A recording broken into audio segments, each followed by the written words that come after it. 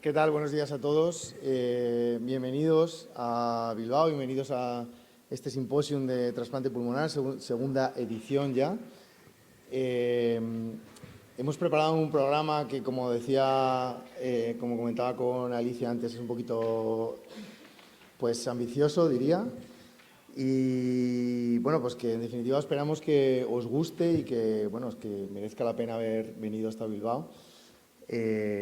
Por la calidad de las ponencias y de los ponentes. En este sentido, quiero dar las gracias a todos por haber aceptado venir hasta aquí y, bueno, pues gastar un ratito con nosotros.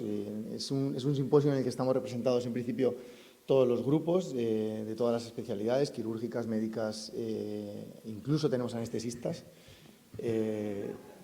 coordinadores, rehabilitadores. Es decir, la idea es pues juntar a todos los profesionales que nos dedicamos al trasplante pulmonar en una reunión, pues yo creo que es significativa y que, bueno, pues que tiene también la ambición de continuar en años venideros de la mano, si es posible, de la Sociedad Española de Trasplante.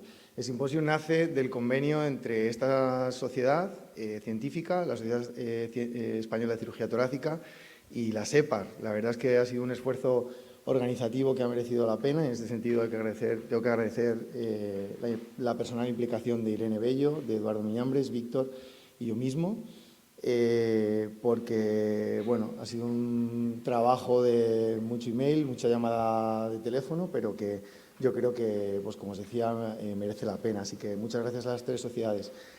En concreto, a la Sociedad Española de Trasplante, porque nos lo ha puesto todo muy fácil. Y en este sentido, pues agradecer especialmente a Eduardo como secretario de la Sociedad Española de Trasplante y a la Secretaría Técnica, en concreto a Cristina Villanueva, que está por ahí al fondo, pero con la que he hablado por email más que ninguna otra persona en los últimos 6 meses. Así que gracias también a ella. Quiero dar las gracias también a los organismos públicos que han colaborado con nosotros para poder llevar a cabo este curso, en concreto la Organización Catalana de Trasplante, a través de la cual solicitamos una subvención a la Organización Nacional de Trasplante, representada aquí por Jaume Tort y Elizabeth Coll. Así que muchas gracias a vosotros también, porque sin vosotros este tipo de reuniones pues no sería nada fácil organizarlas. Y, cómo no, y para terminar, a la industria, a las casas comerciales, a las empresas que, gracias a su contribución, pues hemos sido capaces de organizar el evento. Y me estoy refiriendo en concreto pues, a Astellas, a Pfizer, a Exvivo, Paragonix y Traferox, a los cuales pues, les agradezco sinceramente su colaboración. No me extiendo más. De nuevo os doy las gracias por venir hasta aquí. Espero que disfrutéis de la jornada y, bueno, doy paso a Irene para que digas unas palabras. Gracias.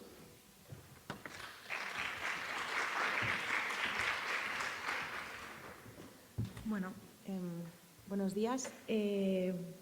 Muchas gracias por pasar un viernes en vez de estar en casa con familia tal aquí con nosotros. Como decía José Luis, este es el segundo simposio en trasplante pulmonar. La verdad es que personalmente estoy muy contenta de que hay un segundo. Todo esto nació hace un par de años con la idea de crear un foro en el que los diferentes grupos de trasplante, los diferentes profesionales, ONT, OCAT, un sitio en el que nos pudiéramos encontrar todos, pudiéramos hablar de los mismos temas en el mismo idioma y podamos intercambiar experiencias, opiniones y avanzar. Porque ayer justamente estábamos hablando en la cena que en España este año es uno de los sitios donde más trasplantes pulmonares se hacen. Hablando con Eli esta mañana, es de esperar que este año se batan todos los récords y muchas veces estamos poniendo la vista más allá de nuestras fronteras, pero creo que si entre todos nos unimos, hacemos cosas conjuntas, trabajos conjuntos, publicamos todos, vamos todos a una, pues yo creo que sean los de fuera los que pondrán la vista en este país, en nosotros. Y un poco la idea hace un par de años de este simposio fue esa, fue tener que estudiar el foro donde poder empezar todas estas ideas. Entonces, yo agradezco personalmente que José Luis el año pasado, me cogiera y me tirara para volver a organizarlo. Muchas gracias a la OCAT porque volvió a confiar en el proyecto y a pedir la subvención, a ONT por volver a concedernos a las casas comerciales y a vosotros por haber confiado un año más y el querer participar y el querer venir. Y espero que en 2 años se repita. Y obviamente a las sociedades, la SED, que volvió a confiar en el proyecto, la SEC y la SEPAR que se unieron. Y bueno, esperamos que en 2 años se repita y haya más sociedades que se quieran unir, como lo hablábamos, como anestesia, como rehabilitación, como que cuantos más seamos, más fuerza haremos. Bueno, pues eso, que muchas gracias y esperemos que este año el curso os guste más que hace 2 años. Muchas gracias.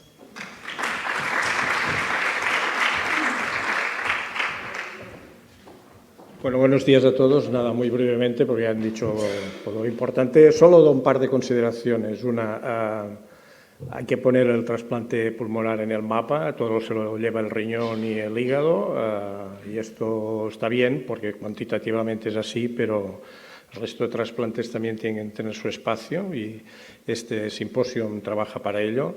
Y luego este simposio tiene 2 cualidades que tendrían que tener muchas otras sesiones, que están aquí están todos los que tienen que estar, tanto sociedades científicas como las instituciones implicadas, y además en un día, quizá va a ser muy rápido, muy intenso, pero en un día va a estar todos los grupos profesionales implicados en un trasplante pulmonar, desde el donante a la cirugía, al seguimiento de los pacientes, etc.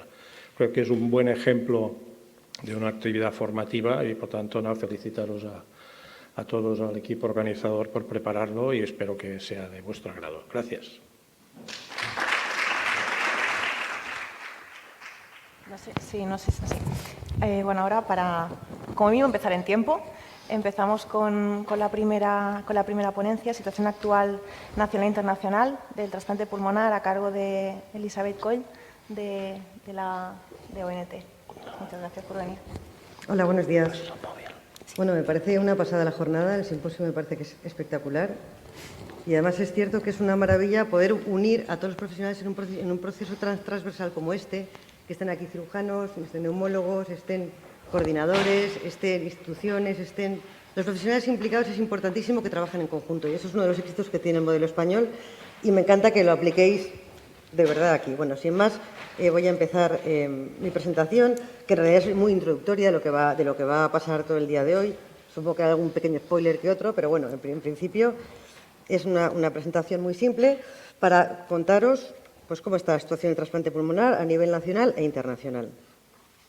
Me gustaría, primero voy a decir que la presentación de las diapositivas, los organizadores nos pidieron si las diapositivas podían estar en inglés, dado que va a haber ponentes internacionales, para que ellos, yo lo iré contando en español, pero para que ellos puedan pues, ir entendiendo un poco todas las diapositivas que se van ofreciendo, ¿de acuerdo? No es que vaya de guay ni nada de eso, así que bueno, ¿ok?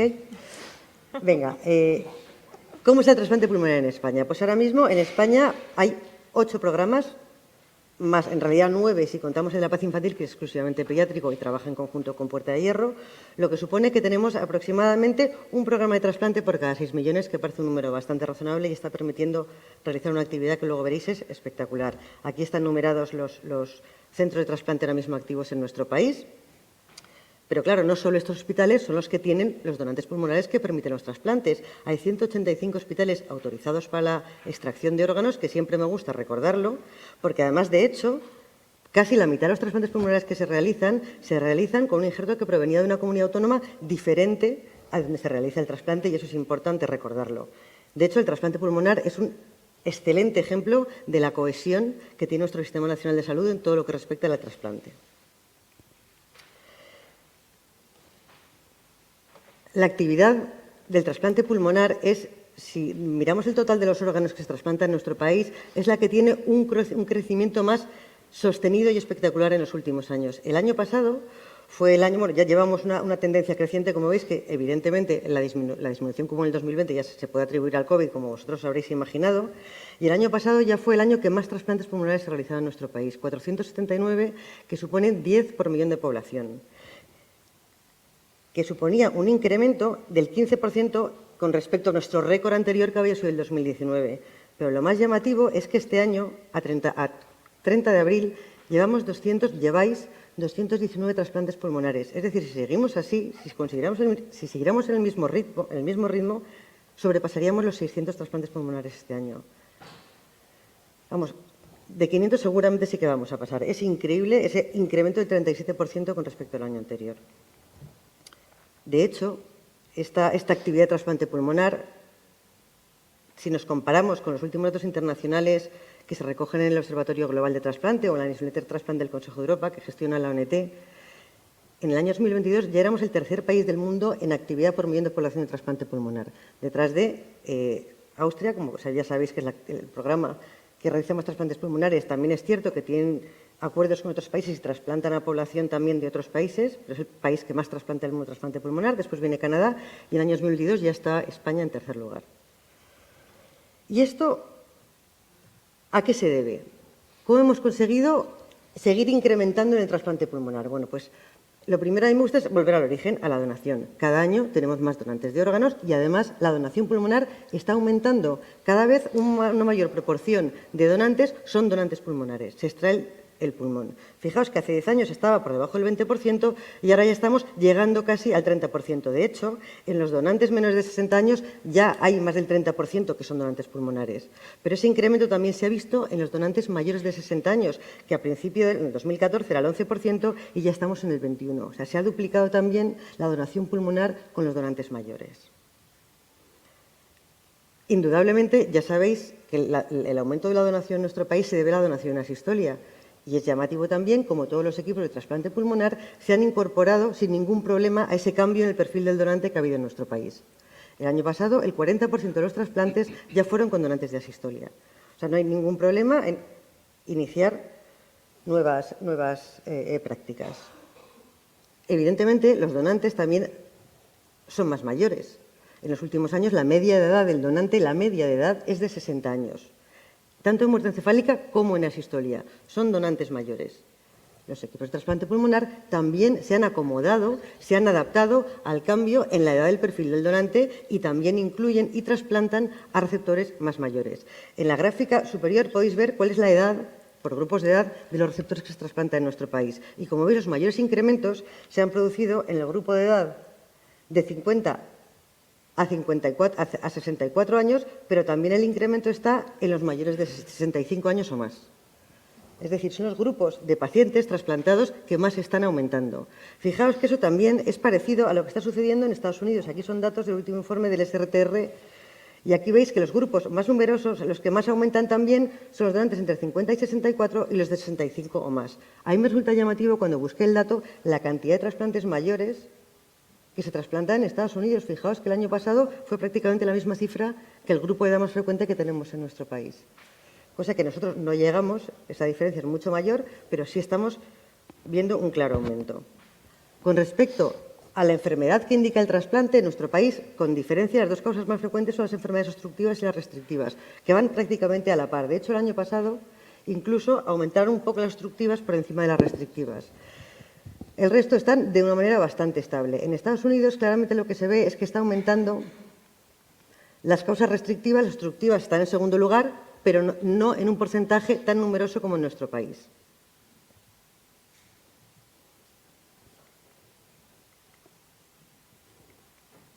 Perdonadme, pero es que el puntero no me funciona del todo bien. Ahora. Otro tema del que se va a hablar largo y tendido, y desde luego aquí no voy a extenderme, es también la incorporación de las nuevas tecnologías en cuanto a la perfusión biopulmonar en el trasplante pulmonar. Ya hace años que algunos equipos están teniendo estos dispositivos. De hecho, en España ahora mismo, que nos conste, son 4 los programas que tienen un dispositivo de preservación biopulmonar, pero todavía con una actividad muy marginal. El año pasado se realizaron 13 trasplantes, que suponen solo el 3% de los trasplantes que se realizaron a partir con la utilización de estos dispositivos ex vivo.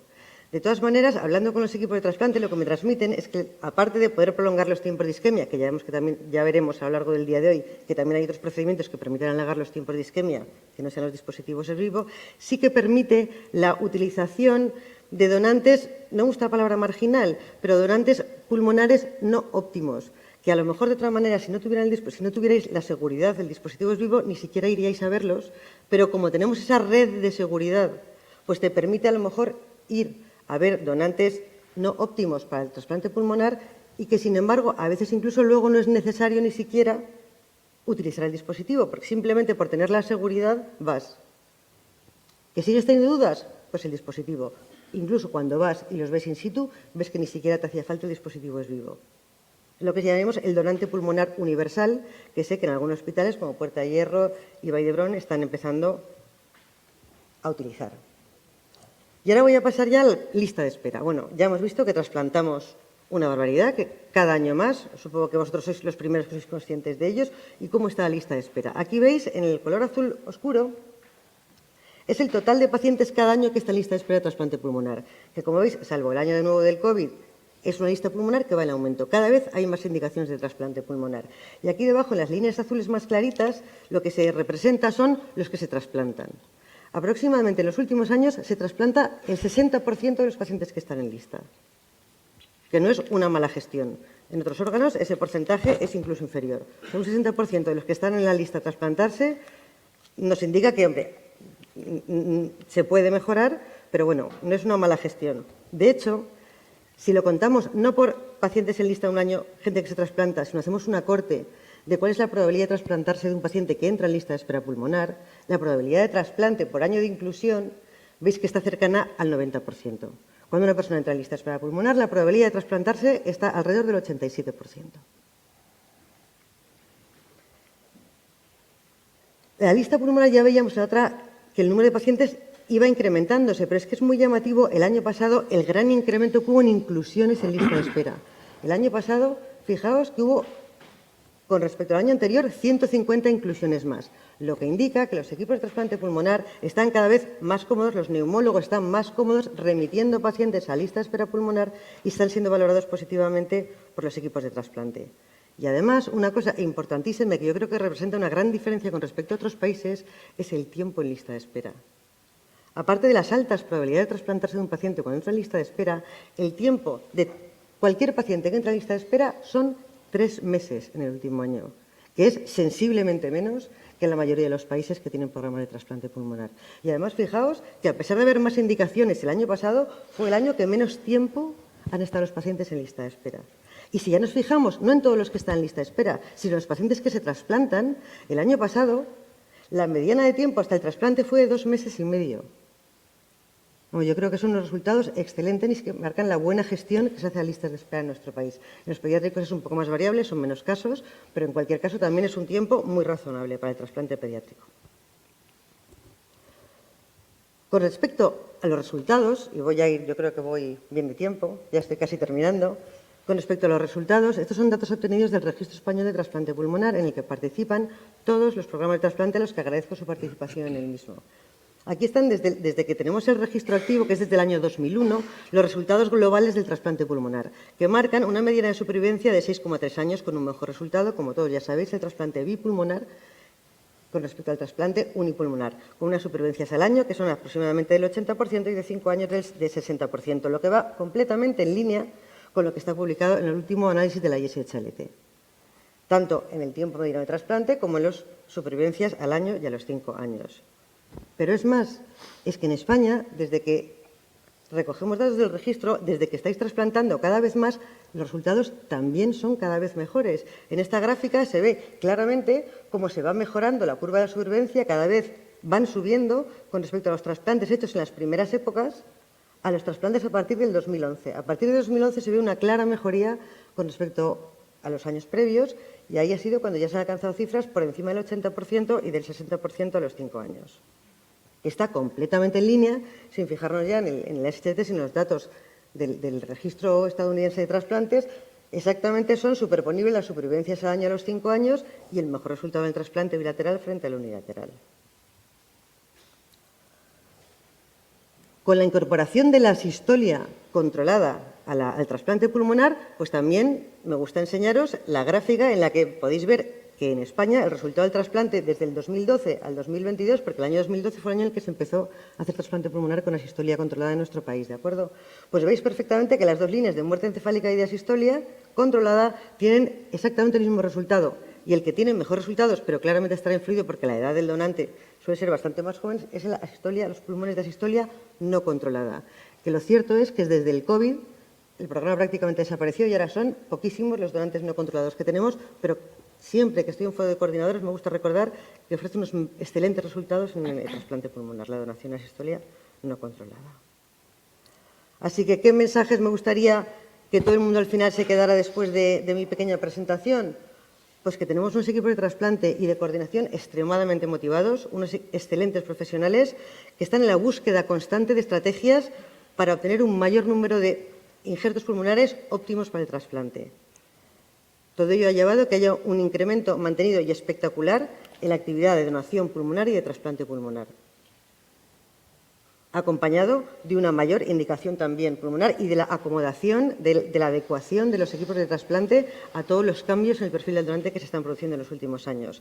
Y además todo esto apoyado en que cada vez los resultados de trasplante pulmonar son mejores. Así que muchísimas gracias a todos por vuestra atención.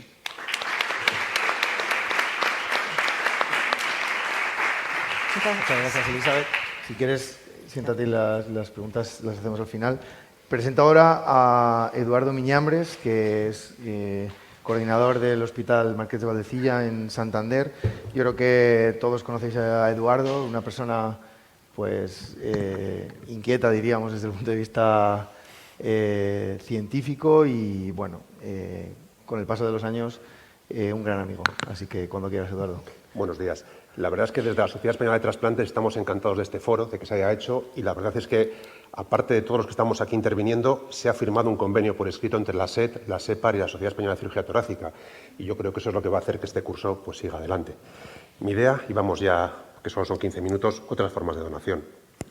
Realmente la donación en asistolia pulmonar en España pues ha pasado de la nada al todo. Es decir, en 2015 podéis ver que los datos eran muy pobres, fuimos mejorando y hoy en 2023 la donación pulmonar de asistolia es prácticamente idéntica a la muerte encefálica. Tenemos resultados muy, muy similares. Podéis ver aquí que todos los pulmones que se obtienen, todos los donantes que tenemos en España son con ECMO abdominal o con ECMO toracoabdominal, muy poquito, con superrápida, con lo cual la gente del pulmón tiene que adaptarse a que vamos a extraer pulmones con dispositivos ECMO, toracoabdominales o abdominales, pero esa es la realidad.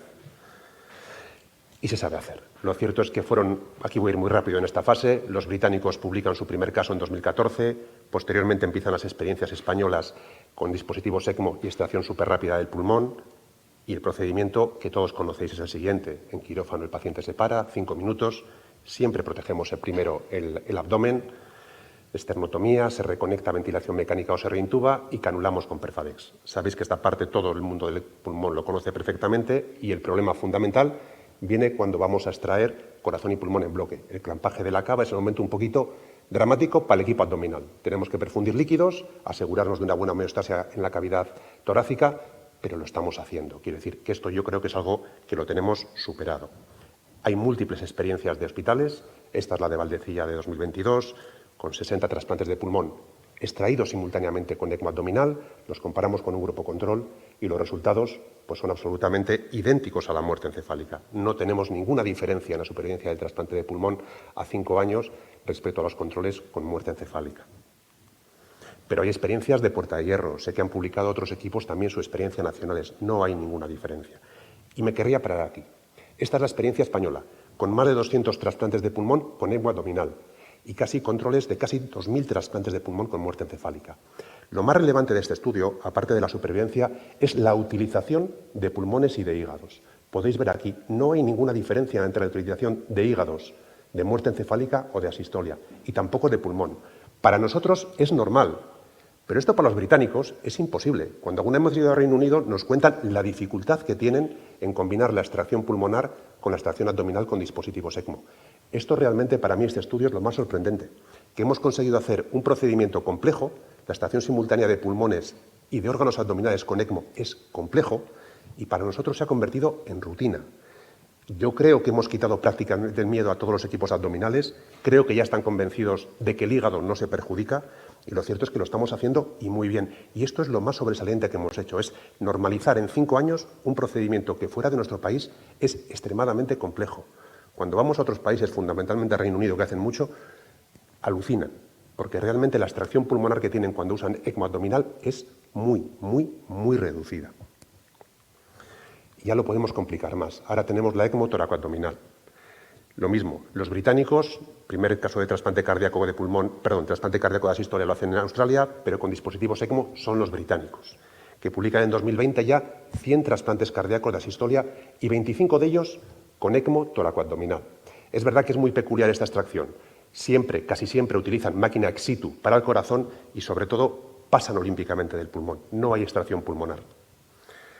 Posteriormente llega en 2020 la experiencia española. Puerta de Hierro en primer lugar, Murcia y Santander hacen su primer caso de trasplante cardíaco con ECMO toracoabdominal en 2020 y lo mismo, inicialmente todos pasamos olímpicamente del pulmón.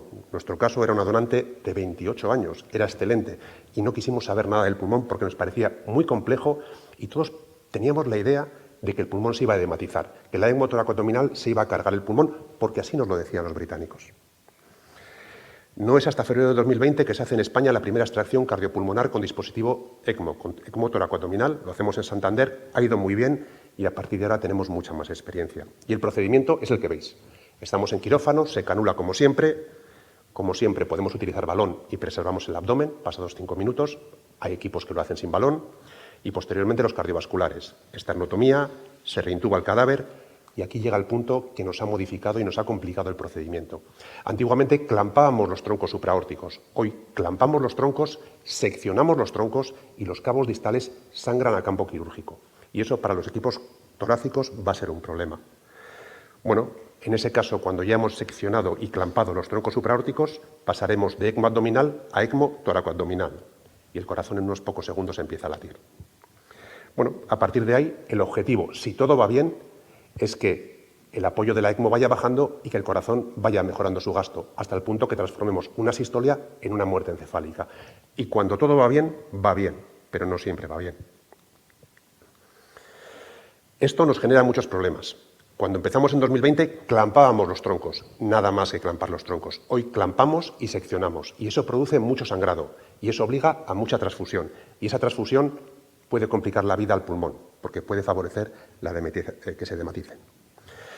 El pulmón sufre con la ECMO toracoabdominal, claro que sufre. Mientras estamos con la ECMO a tope, hay riesgo de flujo retrógrado, hay riesgo de edematización pulmonar.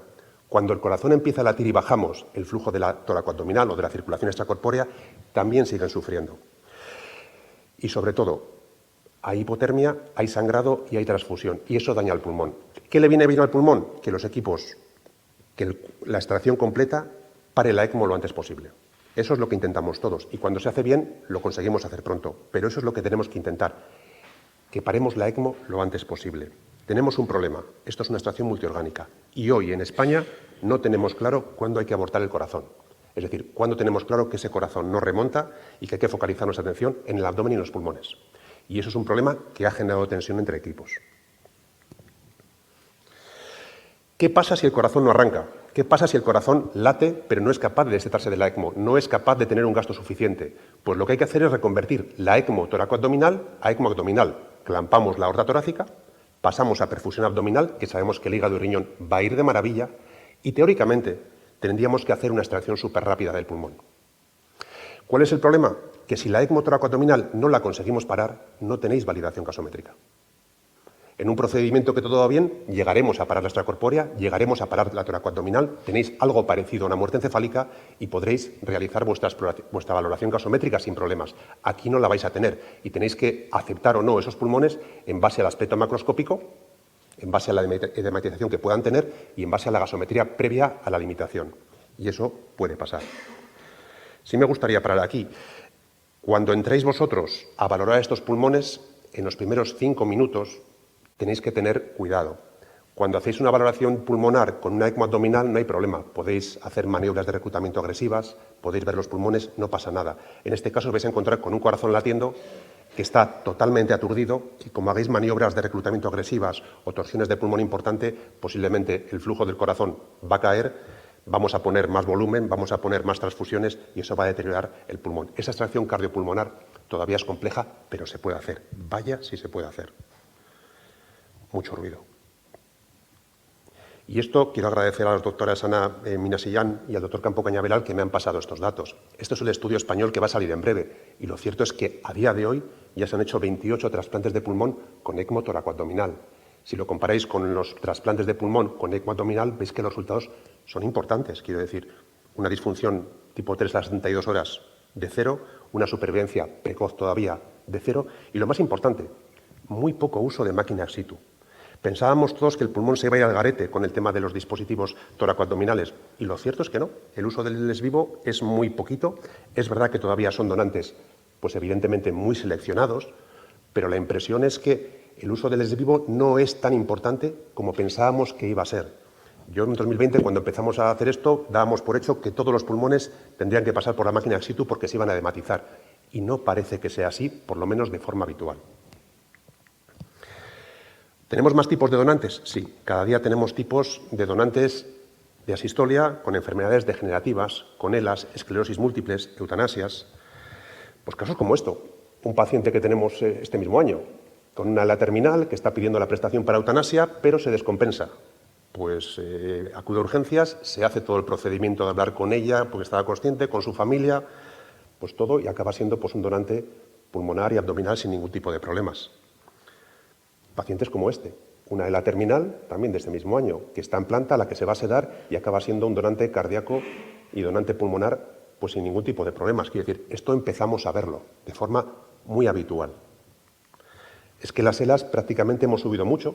Estos son el número de donantes con esclerosis lateral amiotrófica en el último año y muchos de ellos donan pulmón. Y tenemos también donantes tras eutanasia, tras prestación de ayuda a morir. Y aquí quisiera insistir que la mitad de ellos son donantes de pulmón.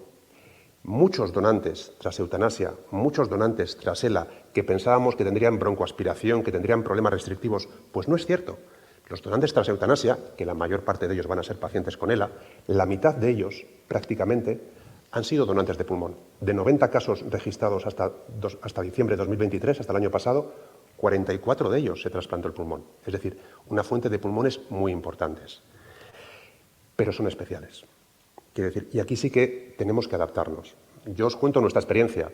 Son pacientes vivos, posiblemente todo va bien, posiblemente no hay problema, ingresan en el hospital, están 24 horas, nos dejan hacer todas las pruebas que sean necesarias una vez que estén sedados, pero en ocasiones también tienen peticiones peculiares y hay gente pues que los tiempos son distintos. Nos tenemos que adaptar un poco a las familias y a veces nos piden cosas raras. Son pacientes que no tenemos estudiados, que nos piden acabar ese mismo día y a veces nos tenemos que adaptar a un tipo de donación que es diferente al habitual, que es diferente a la muerte encefálica convencional, que es diferente a la asistolia del paciente que está en la UCI. Nosotros hemos tenido cosas tan raras como que un paciente con ELA, con un EPOC terminal que quiere ser donante abdominal, horas antes de bajar al quirófano nos pide un caldito porque está destemplado y no le puedes decir, pero es que le vamos a operar, no puede tomar algo. Pues claro que puede hacerlo. Tenemos cosas raras y en ocasiones a veces tenemos que ir muy deprisa y adaptarnos a las peticiones de las familias. Lo ideal sería que una vez que le sedemos a este paciente hagamos broncoscopia rápida y un TAC torácico. Pero en ocasiones los equipos, pues igual tenéis poco tiempo para tomar decisión porque la familia ingresa ese mismo día y ese mismo día nos pide que quiere terminar con todo. Y son pacientes que no están estudiados para nada. Hay que hacer el HLA, hay que hacer todo el procedimiento. Son muy buenos donantes, pero hay que adaptarse. Estoy terminando ya. La donación en asistolia pediátrica. Pues lo cierto es que tenemos muy pocos donantes pediátricos, muy poquitos. Y en asistolia, pues habéis visto, tenemos unos poquitos más. No sé por qué hay complejos con la asistolia pediátrica, que si no se puede canular, que sí se puede canular. Los pediátricos son como los adultos, pero en pequeños. Para nosotros no hay demasiada diferencia. Publicamos este estudio de la serie española de todos los donantes en asistolia pediátricos en el que se utilizaron dispositivos ECMO. Lo sorprendente es que había muy poquitos casos realmente, muy pocos casos en España, pero fijaros, son casos extremadamente rentables, extremadamente rentables. Se obtienen corazones, se obtienen pulmones. De 13 casos, 11 hígados, 24 riñones, trasplante corazón, trasplante pulmón y sobre todo, cuando utilizamos dispositivos ECMO obtenemos mejores resultados de utilización. La serie americana obtiene 2.0 con súper rápida injertos por donante, la serie española 3,8. En el caso de los pulmones, los 4 receptores al alta estaban perfectamente. Y hacemos igual, canulación premortem cuando son críos de más de 35 años, canulación postmortem cuando son críos más pequeños. Pero no hay diferencias en el procedimiento. Y ya para terminar, quiero decir unas cositas, el dispositivo ECMO viene para quedarse. En España lo tenemos claro, en Europa cada vez se utiliza más y los americanos acaban de publicar pues, lo siguiente. Siempre han sido muy súper rápida, pero ya han publicado que sí, que hay problemas legales, problemas éticos, pero lo cierto es que la NRP obtiene mejores resultados de supervivencia para los receptores y cuando utilizamos la toracoabdominal obtenemos más injertos abdominales. Es decir, si los americanos ya están convencidos, Colegio Americano de Cirujanos, es que esto va a ir a más. Y si me permitís 3 minutos, y creo que voy en tiempo, el tipo 2. El tipo 2 está muy abandonado, últimamente solo hacemos donación renal, pero van a cambiar las cosas, la definición de muerte va a cambiar posiblemente el marco legislativo en España y podemos pensar algún día en una donación tipo 2 solo pulmonar. Lo que sabéis, cuando se confirme todo, colapsamos y hacemos esto. Esto ya se ha realizado. Este es un caso que teníamos, nosotros no hacemos ningún pulmón desde el año 2019 con asistolia tipo 2, pero se puede hacer. No sé si puedo poner el vídeo. Si se puede cargar el vídeo, estaba cargado.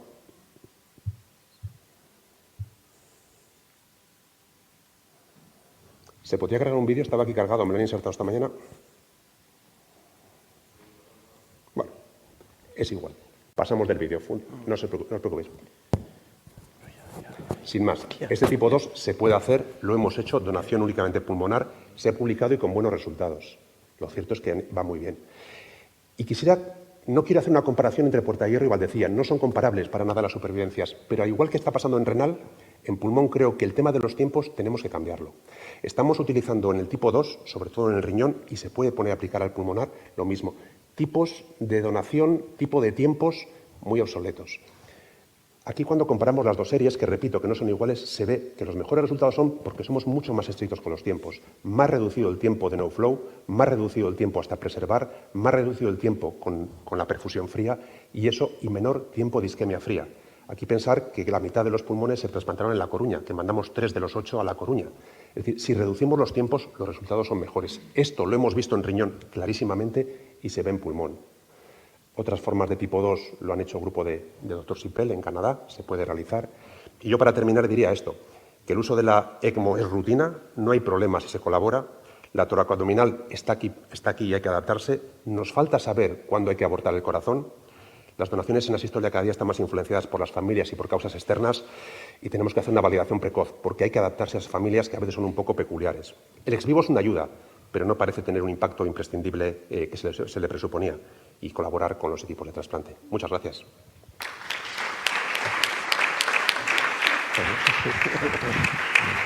Muchas gracias. Si os parece, tenemos un cuarto de hora para hacer preguntas.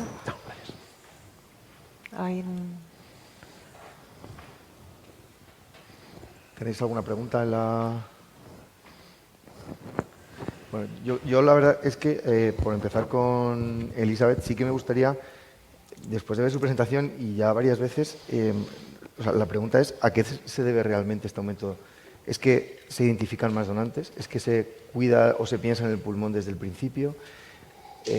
Porque los números están claros y esto va para arriba clarísimamente. Yo creo que estamos viviendo una época del trasplante pulmonar en la que no vemos todavía el techo y eso es, pues la verdad es que es una suerte para nosotros. Pero me gustaría saber cuál es exactamente la razón. ¿Es que los coordinadores identifican más donantes? ¿Es que los tenemos mejores? Es multifactorial. O sea, a priori, la epidemiología nos marca que no son donantes mejores, pero sí es cierto, yo creo que se ha trabajado también con toda la coordinación, se ha renovado el protocolo de mantenimiento de donante torácico, yo creo que sí que se ha conseguido sensibilizar más a las coordinaciones acerca de la donación pulmonar.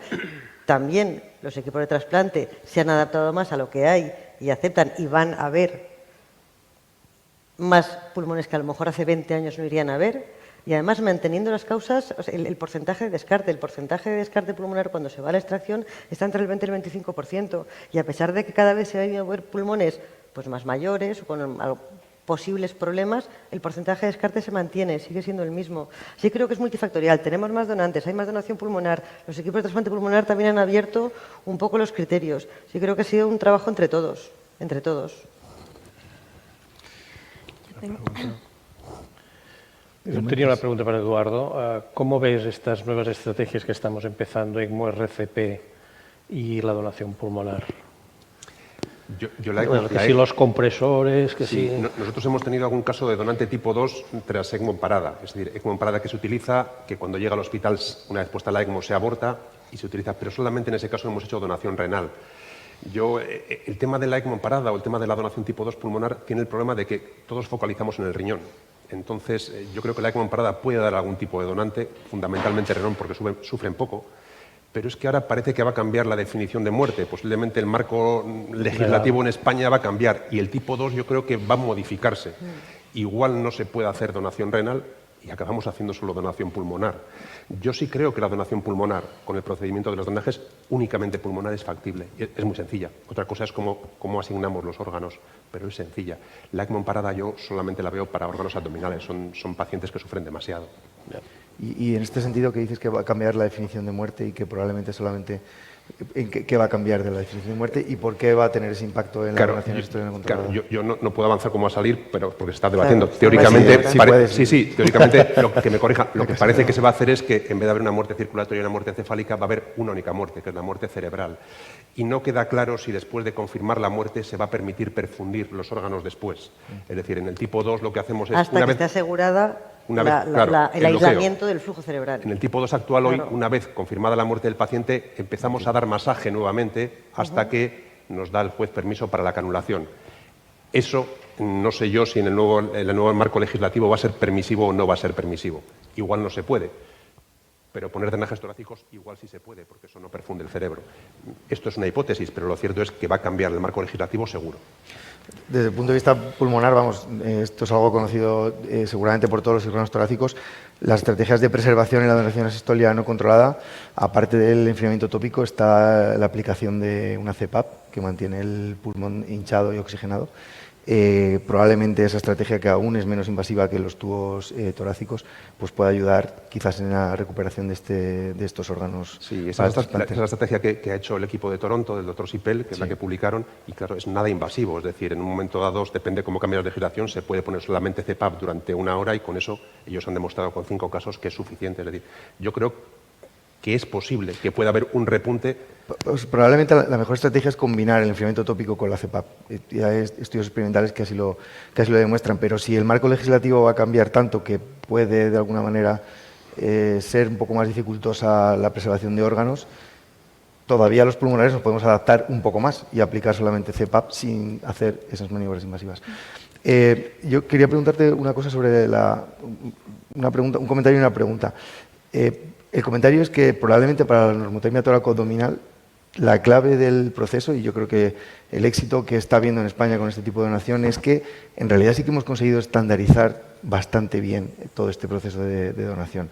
Solamente hay una cosa que queda un poco en el aire, y es aquí donde viene la pregunta, que es ¿hasta cuándo esperamos a que los cirujanos cardíacos, ahora que no me ve ninguno, diga que el corazón no le parece válido? Es una pregunta bastante relevante porque es por ahí por donde vamos a... Primero, perdemos pulmones porque al inicio nos da miedo de este tipo de donación, entonces solamente hay corazón, o los pulmonares decimos asistolia con corazón, esto le buscamos algo y a lo mejor por ahí perdemos pulmones, pero también los perdemos en el campo, y los perdemos cuando el cirujano cardíaco espera más de 25 minutos o de 30, que es lo estipulado en el protocolo nacional, quiero recordar, para desestimar un corazón que no es capaz de destetarse de una circulación extracorpórea de una ECMO, ¿no? A mí me parece la clave del asunto la estandarización. ¿Por qué es tan difícil que los cirujanos cardíacos asuman que hay un tiempo establecido para la donación cardíaca? En la sesión plenaria del domingo voy a presentar yo 3 casos que tenemos documentados de 3 donantes de menos de 40 años, el último la semana pasada de 21, en el que se pierde todo.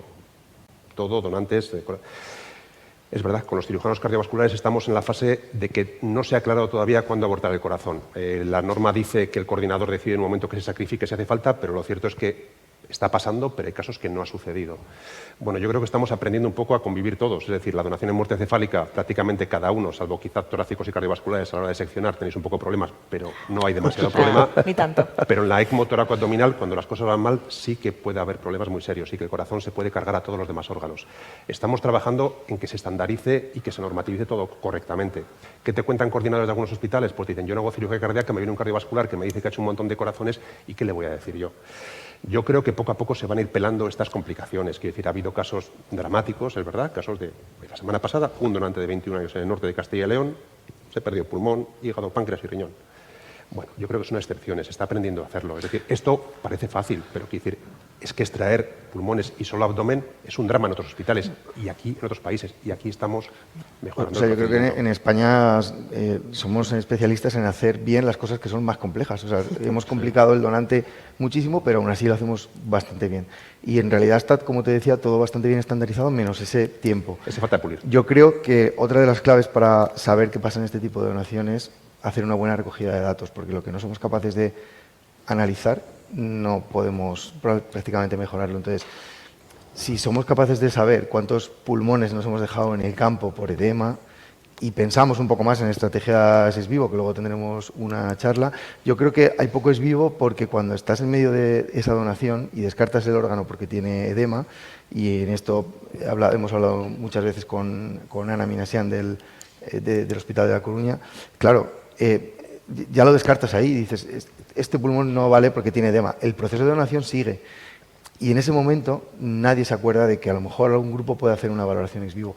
Yo creo que es por eso por lo que no hay tantos casos de valoración ex vivo. Me parece que en Puerta de Hierro se hizo uno que se descartó después de la propia valoración, pero quizás hay que remarcar el mensaje, ¿no? A lo mejor alguno de esos pulmones que se hematizan en tu cara son subsidiarios de ex vivo. Sí, vamos a ver, estoy de acuerdo contigo, pero de verdad que cuando se ofrece esa posibilidad, a veces es difícil que los programas que tienen el ex vivo lo acepten, porque ya está el tiempo, porque es un dispositivo ahora mismo complicado de montar y no todo el mundo lo puede hacer. Y además, hay veces que si están en una ciudad se puede, pero se va a movilizar un avión para que un equipo que esté extrayendo, no lo sé, en Cáceres, vamos a ver. O sea, y de todas maneras, sí, vamos a ver, lo que pasa es que todo esto siempre tiene implicaciones logísticas y de mucho tipo. Idealmente sería maravilloso que hiciéramos puff y ese pulmón estuviera automáticamente, pero se tiene que ser realista y además, viendo cómo está yendo el trasplante pulmonar ahora mismo en España, hay que valorar y ponderar todo y hacer las cosas de una manera proporcionada. Estoy de acuerdo y de verdad yo creo que cada vez se ofrece más, no solo cuando se extrae y está edematoso, pensar en que puede haber un equipo, si está en la misma ciudad ahora mismo o en un sitio cercano para transporte por carretera, sí que se podría hacer, pero sí que cada vez se está pensando con donantes complejos o con determinadas gasometrías, con placa limpia, bueno, con los criterios que tienen todos los equipos, sí se está ofreciendo a todos los programas que tienen el ex vivo. Y sobre todo tiene que ser el cirujano torácico, ¿no? El cirujano torácico que en el campo diga, yo no lo voy a poner porque no tengo ex vivo, pero creo que es válido. Es decir, al final, para que un cirujano torácico, yo no soy cirujano torácico, pero que un cirujano torácico de un hospital ajeno acepte ese órgano que el local está diciendo que no, pues o el cirujano habla con cirujano y se lo explica, o es muy complicado. Yo creo que el tema es la logística, igual que el tipo 2. El tema es la logística. Yo creo que hay deberes que hacer, no solamente desde el punto de vista de logístico, sino entre conversaciones entre torácicos. Lucas, ¿tenía una pregunta? Sí, al hilo de lo que estáis comentando, yo creo que un paso que quizás no hemos dado y merece la pena valorar es que cuando se vayan a hacer estos donantes, teniendo en cuenta las características de donación, debería logísticamente ordenarse o plantearse esa opción. No es necesario enviar por avión un órgano de una ciudad a otra porque las distancias no son tan grandes. Es decir, un pulmón que se va a llevar 3 o 4 horas de isquemia por carretera para llegar a un ex vivo no es una locura. O sea, no estamos atravesando los Estados Unidos. Estamos hablando de una geografía que a lo mejor puede tener esa opción. Y yo creo que la pregunta que ha hecho José Luis es la correcta, es ¿cuántos órganos estamos perdiendo en el camino por centrarnos en el corazón? ¿Cuántos pulmones, quiero decir? Y esa es la pregunta que tenemos que dejar un poco en el aire. Creo también que no se usa ex vivo porque tenemos mucho miedo a lo que cuesta físicamente y económicamente y preferimos irnos con los pulmones caramelo en vez de tensionar un poco la posibilidad de tener el ex vivo a mano. Entonces, si tenemos un donante un donante en la sistolia en A Coruña, por ejemplo, o en Santander y no tiene ex vivo, activar otro equipo que tenga el ex vivo disponible y dejarlo en espera no es descabellado, no cuesta demasiado informar a ese equipo de que esa posibilidad existe y tener en cuenta que no es necesario un avión para movilizar un órgano que ya está extraído, que ya está preservado y que va a viajar en nevera de un lugar a otro. Es una posibilidad que a lo mejor merece la pena darle una vuelta, ¿no? Y que luego, sobre todo, creo que están habiendo cada vez más dispositivos que se está demostrando que se puede alargar mucho los tiempos de isquemia, que puede permitir, como está diciendo, transportarlos no con un avión privado, sino incluso igual en un futuro en vuelo regular, como hace con los riñones. O sea que por ahí. Yo tengo, ya creo que la última pregunta, estamos muy al margen. Yo tengo una pregunta para Eduardo, que sí que es verdad que en los foros internacionales con el tema de la tóraco-abdominal hay mucho debate y creo que aquí en España se está gestionando bastante bien el tema ético de la reperfusión cerebral, porque sí que en otros países se ha prohibido, no se hace, ya no solamente la tóraco-abdominal, sino la abdominal. Sí, bueno, sabéis que en Reino Unido y en Bélgica se suspendieron los programas cardíacos con ECMO tóraco-abdominal en 2022. En Inglaterra siguen suspendidos, no se permiten, y ha habido muchos problemas porque se ha demostrado que hay circulación colateral hacia el cerebro con la ECMO tóraco-abdominal. Está demostrado, lo hay. Por eso antes clampábamos, y hoy hay que clampar y hay que seccionar. Y lo que dicen las nuevas guías, las nuevas recomendaciones es necesitamos un sistema que garantice la ausencia de perfusión cerebral. Eso hoy no lo hay. Nosotros hemos publicado en AJT en 2024, entre Murcia y nosotros, 10 casos, 2 con ECMO tóraco-abdominal, en las que monitorizamos el polígono de Willis. Bueno, se ha visto que no hay presión en el cerebro durante la ECMO tóraco-abdominal. La queja que nos han puesto es que no monitorizamos la circulación posterior por la basilar. Bueno, llevamos ya 20 casos, 6 con ECMO tóraco-abdominal. Monitorizamos circulación anterior, circulación media y circulación posterior. Es decir, les llevamos a neuroradiología a esos pacientes y les ponemos un sensor en dichas arterias. En ningún caso ha habido perfusión hasta ahora. Ya os digo, hemos publicado en febrero de este año los primeros 10 casos. Llevamos ya 6 con tóraco abdominal y lo presentaremos en este congreso. Y yo creo que eso va a demostrar que si se hace bien con clampaje y con sección, no hay perfusión cerebral. ¿Qué sucede? Que esa sección genera muchos problemas. Todos habéis visto que la subclavia izquierda sangra un montón. Bueno, pero es la única manera para que éticamente se pueda solventar este problema, que es un drama. Es decir, hoy en Inglaterra está prohibido la ECMO tóraco-abdominal y en Estados Unidos hay un debate tremendo. Entonces, a mí me gustaría hacer hincapié en eso. Yo quería ahondar sobre esto antes de que hicieras la pregunta. Por eso me gustaría recordar la importancia de cumplir estrictamente el protocolo nacional cuando hay una donación tóraco-abdominal. Porque es que además todo el mundo, cuando digo todo el mundo, es todo el mundo. El mundo internacional tiene los ojos puestos ahora mismo en lo que estamos haciendo. O sea, se está dando un paso muy importante en el tema de la donación y hay que asegurar por todos los medios la ausencia de flujo cerebral. Es prioritario, o sea, más vale la pena ahora mismo perder un posible trasplante que cargarnos todo el programa. O sea, de verdad necesito que todo el mundo entienda muy claramente esa importancia. Entiendo que en un quirófano, cuando está todo el mundo, hay mucho lío, hay muchos nervios, pero ahora mismo es prioritario garantizar la ausencia de flujo cerebral que no pueda complicar y pueda causar el cierre de los programas de la sistolia en general. Así que, por favor, es muy importante. No, desde luego, en los foros así internacionales, en congresos como es HLT el pasado mes de abril, lo que está claro es que muchos países no han conseguido el nivel de estandarización que hemos conseguido en España. Es decir, que yo creo que sí que es relevante todo ese trabajo hacia, ¿no?, el compromiso ético con la donación, la familia y los requerimientos que haya que hacer para asegurar que eso... Porque además los resultados están siendo buenos, como está...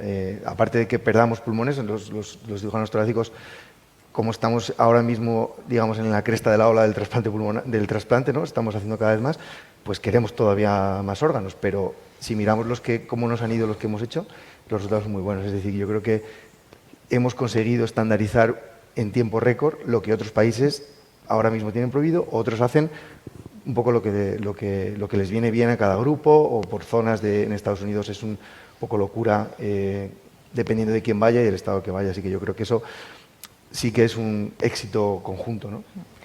Y no sé si Alfonso tiene una pregunta. Ya, la última. Sí, buenos días.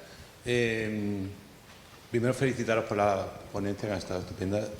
Por otra parte, me gustaría que me ilustrarais un poco, porque no entiendo, hay una cosa que no entiendo, ¿no?